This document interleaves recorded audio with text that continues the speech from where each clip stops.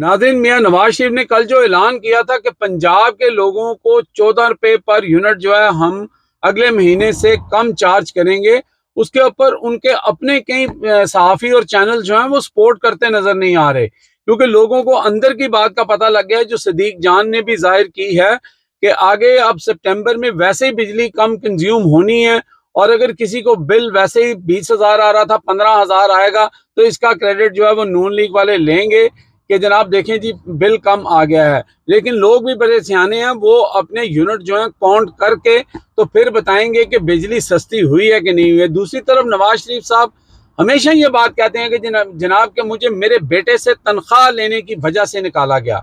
कोई इनसे ये क्यों नहीं पूछता कि मियाँ साहब आप 3 बार इस मुल्क के वजीर आजम थे, आपको क्या पड़ी थी कि आप अपने बेटे की फर्म में नौकरी कर रहे थे, वो भी 2000 कहीं 9-10 से क्यों कर रहे थे आप नौकरी? वजह क्या थी?